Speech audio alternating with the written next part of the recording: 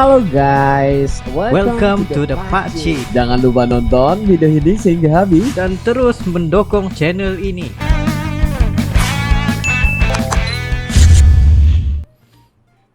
Bagi kalian yang ingin memaksimalkan penggunaan musik serta bass yang paling padu amat, kalian boleh mendapatkan Skull Candy Crusher Evo ini guys. Dengan harga 3 juta rupiah, Skull Candy Crusher Evo, serta boleh mengubah tune bassnya mengikut kesukaan kalian.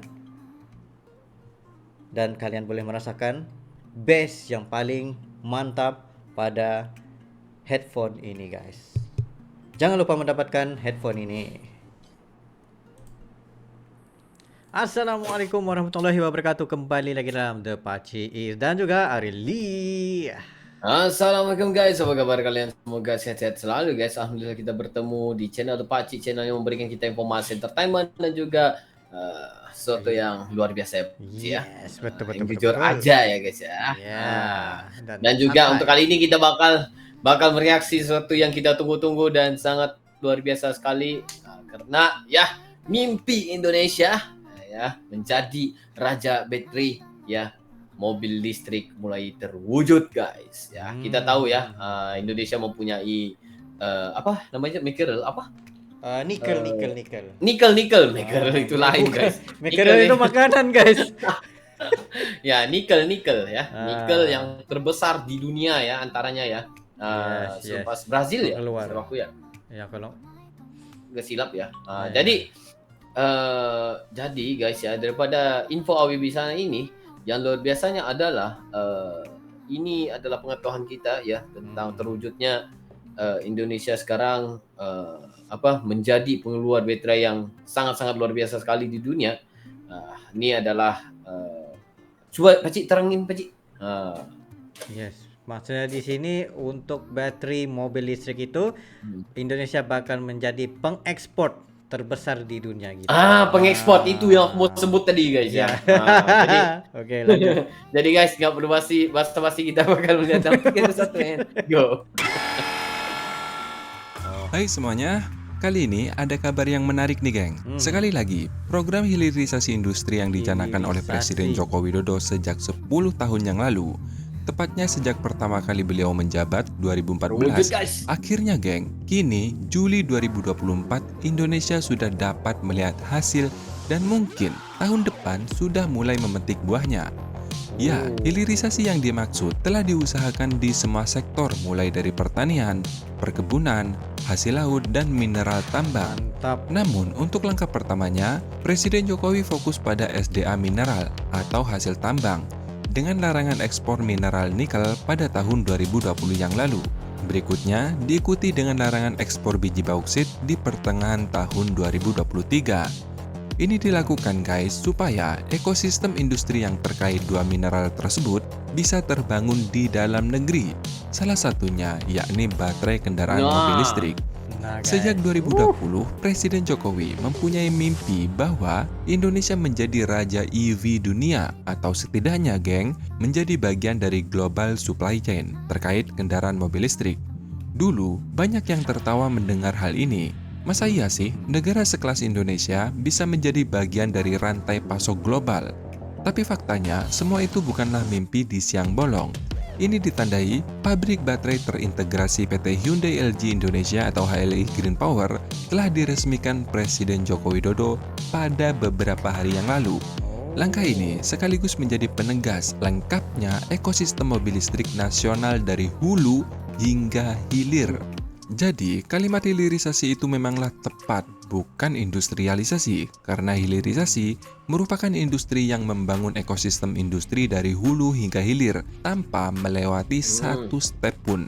Misalnya nih, mulai dari penggalian hasil tambang, kemudian pemurnian atau smelter yang menjadi kadota, hingga pembuatan baterai kendaraan listrik.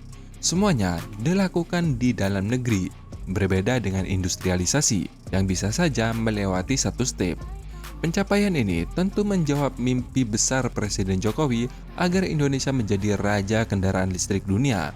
Dengan lengkapnya ekosistem electric vehicle, maka Indonesia semakin kompetitif Bahkan Presiden Jokowi menyebut tidak ada yang bisa lagi menghalangi Indonesia menjadi pemain kunci dalam industri kendaraan Nah, mobil listrik. Pemain Pabrik kunci, yang guys. berlokasi di Karawang New Industry City, Jawa Barat, jadi menambah hilirisasi energi dari bahan baku sampai ke produk mobil jadi, sekaligus menjadi yang pertama dan terbesar di Asia Tenggara. Nah, kini untuk memproduksi baterainya, ada pabrik HLI Green Power. Sementara untuk perakitan mobilnya, juga sudah ada yaitu pabrik milik Hyundai. Dengan modal ini, Hyundai. sekali lagi menegaskan ambisi besar Indonesia sebagai pemain mobil listrik dunia bukanlah hal yang mustahil. Pabrik sel baterai itu berdiri di atas lahan seluas 330 meter persegi dengan dana investasi fase pertama mencapai 1,2 miliar US dollar. Fasilitas ini bisa menghasilkan sel lithium ion dengan total kapasitas 10 gigawatt hours per tahun untuk memenuhi kebutuhan mobil lebih dari 150 unit baterai electric vehicle. Sementara untuk fase kedua, geng, konstruksi telah dimulai pada Januari 2024 dan akan berproduksi komersial pada Maret 2025 dengan kapasitas produksi sebesar 20 gigawatt hours atau 2 kali lipat yang ada sekarang.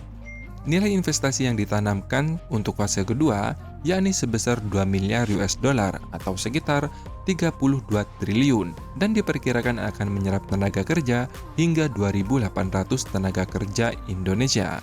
Nah, sebagai informasi, geng, pabrik Bagus. baterai mobil ini tidak sepenuhnya Ada milik peluang LG pekerjaan atau yang sangat milik besar, asing, guys. melainkan hasil konsorsium atau patungan dari perusahaan LG Energy Solution, Hyundai Group, dan holding milik Indonesia, yaitu IBC atau Indonesia Battery Corporation. Nah, sesuai kesepakatan, geng, IBC saat ini masih memegang saham minoritas hanya sekitar 5%. Namun, pada tahap kedua nanti, di mana kapasitas naik menjadi 20 gigawatt hours atau tahun depan 2025, sahamnya akan menaik menjadi 25%. Nah, jadi kalian jangan pikir pabrik baterai yang ada di Karawang ini milik asing. Sebagian sahamnya milik holding Indonesia, bro. Tak cukup sampai di situ. April 2023, SPV Corporate Strategy and Business Development IBC, yaitu Aditya Saputra, dia menuturkan saat ini dirinya sedang proses negosiasi untuk mengincar kepemilikan saham menjadi 30 hingga 40%. Nah, artinya ABC telah mengincar saham yang lebih besar, geng, yang sebelumnya 25 menjadi 30 atau bahkan menjadi 40%. Namun, jangan salah, Indonesia tak puas dengan itu semua. Sejak Januari 2024, Menko Bidang Kemaritiman dan Investasi, yaitu Luhut Binsar Panjaitan, secara terbuka mengungkapkan bahwa Indonesia juga akan mengembangkan baterai yang berbasis dengan lithium China juga. ferrofosfat atau LFP bersama Cina. Tentu, baterai LFP sangat potensial dikembangkan di Indonesia, sebab Indonesia memiliki bahan bakunya seperti fosfat dan besi, sementara lithium mungkin sebagian masih harus impor. Mengutip dari data Asosiasi Industri Besi dan Baja Indonesia tahun 2022, produksi iron steel Indonesia mencapai 15 juta ton. Angka itu telah surplus dari kebutuhan nasional dan juga telah diekspor ke beberapa negara seperti Australia, Kanada, dan Puerto Rico. Pernyataan ini sekali lagi bukanlah hanya omong kosong, karena sejak Juli 2023, geng, Kementerian Koordinator Bidang Kemaritiman dan Investasi, Bapak Luhut Binsar Panjaitan membeberkan bahwa Indonesia saat ini tengah membangun pabrik kadota baterai lithium di dalam negeri bersama dengan investor Cina. Pabrik kadota baterai lithium itu akan memiliki kapasitas produksi mencapai 60.000 ton yang berlokasi di Sulawesi Tengah. 60.000 ton. Pabrik yang berkapasitas 60.000 Ini ton maksudnya lithium itu semua terbagi ya, menjadi dua jenis produk, bahan yakni asas lithium untuk baterai hidroksida itu sebesar diproses di 50.000 Indonesia, ton guys. dan lithium karbonat sebesar 10.000 ton.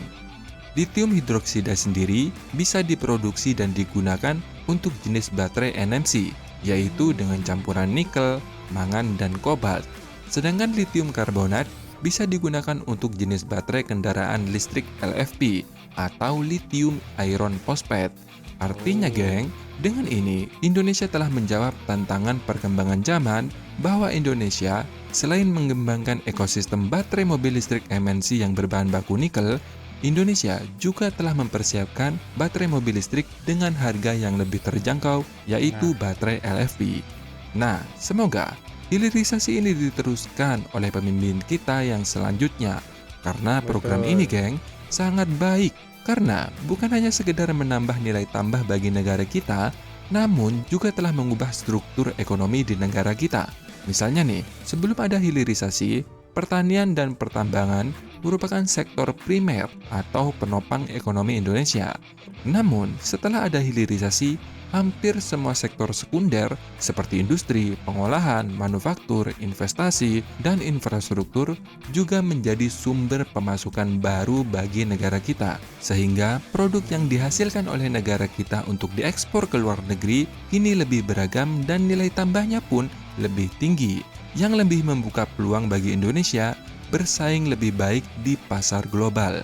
Dengan kata lain, ekonomi Indonesia menjadi lebih beragam, tidak hanya bergantung pada sektor primer, tetapi juga sektor sekunder dan tersier.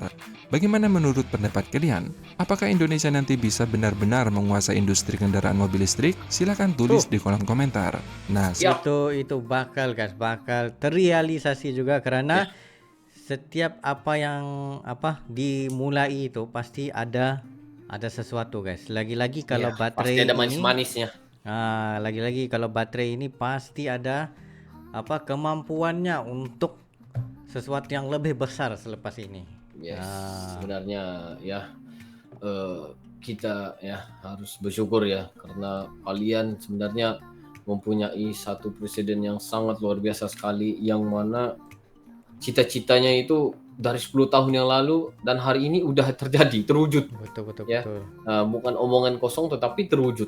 Jadi kita juga perlukan presiden yang seterusnya juga ya memberikan orang bilang cita-cita yang sama ya buat Indonesia ya, menaik nilai dan juga memberikan sesuatu yang terbaik buat Indonesia juga insyaallah ya. Ya, betul. Jadi gimana pendapat kalian? Adakah kalian bakal pakai kereta EV ataupun kalian masih menggunakan gas ya, nggak tahu juga.